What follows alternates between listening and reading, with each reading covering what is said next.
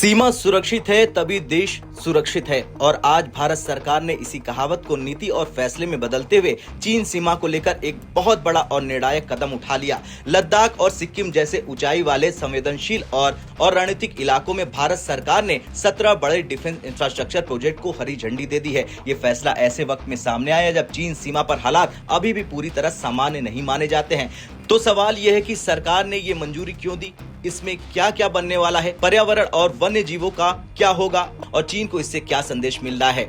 आज के इस वीडियो में हम पूरा मामला डिफेंस स्ट्रेटजी और इन्वायरमेंट एंगल से समझेंगे। सबसे पहले जानते हैं किसने दी मंजूरी और कैसे। दरअसल इन 17 प्रोजेक्ट को मंजूरी दी है राष्ट्रीय वन्य जीव बोर्ड यानी कि NBWL की स्थायी समिति ने, जिसकी अध्यक्षता की है केंद्रीय पर्यावरण मंत्री भूपेंद्र यादव ने। NBWL वही संस्था है जो वन्य जीव संरक्षित क्षेत्रों, राष्ट्रीय उद्यानों और इको सेंसिटिव जोन के आसपास किसी भी विकास परियोजना को संतुलन और टिकाऊ विकास के सिद्धांत पर मंजूरी देती है। यानी ये फैसला बिना जांच पड़ताल के नहीं लिया गया है। इन परियोजनाओं का सीधा संबंध है लद्दाख, सिक्किम यानी कि चीन सीमा से सटे इलाके, LAC के नजदीकी क्षेत्र और बेहद ऊंचाई और कठिन भौगोलिक परिस्थितियां। ये वही इलाके हैं जहां सेना की तैनाती और लॉजिस्टिक सपोर्ट देश की सुरक्षा की रीढ़ है। सरकार के मुताबिक इन रक्षा परियोजनाओं में शामिल है नई बॉर्डर चौकिया, ब्रिगेड मुख्यालय, गोला बारूद भंडारण केंद्र, प्रशिक्षण सुविधाएं, पुल और पुलिया।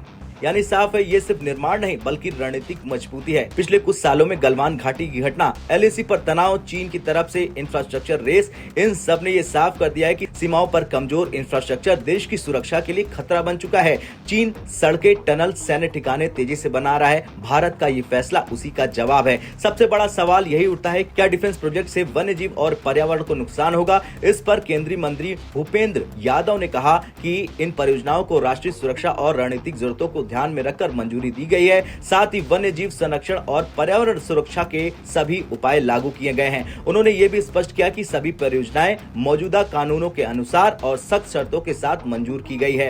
अब सूत्रों के मुताबिक निर्माण समतल क्षेत्र में होगा, पर्यावरण नुकसान को न्यूनतम रखा जाएगा, वन्य जीवों के मूवमेंट कॉरिडोर सुरक्षित रहेंगे, मुआवजा, वृक्षारोपण किया जाएगा, कचरा और प्रदूषण नियंत्रण अनिवार्य होगा। यानी सरकार ने सुरक्षा और पर्यावरण के बीच संतुलन साधने की कोशिश की है। इस फैसले का सबसे बड़ा संदेश यह है कि भारत अब सीमा पर इंफ्रास्ट्रक्चर को लेकर किसी भी तरह की देरी नहीं करेगा। बॉर्डर पोस्ट मजबूत होगी, सेना की मूवमेंट तेज होगी, लॉजिस्टिक सपोर्ट सुधरेगा। ये चीन के लिए क्लियर सिग्नल है कि भारत अपनी सीमाओं को अब पहले से ज्यादा गंभीरता से ले रहा है। खैर, लद्दाख और सिक्किम में 17 डिफेंस इंफ्रास्ट्रक्चर प्रोजेक्ट को मंजूरी चीन सीमा पर भारत की तैयारी को मजबूत करती है, सेना की ताकत बढ़ाती है और ये दिखाती है कि भारत अब सुरक्षा से समझौता नहीं करेगा। साथ ही पर्यावरण और वन्य जीव संरक्षण का ध्यान, कानूनी प्रक्रिया, संतुलन विकास, ये साबित करता है कि सरकार रणनीति के साथ आगे बढ़ रही है। अब आपसे सवाल, क्या आपको लगता है ये फैसला चीन को कड़ा संदेश देती है? हाँ या ना में कमेंट कर जरूर बताएं।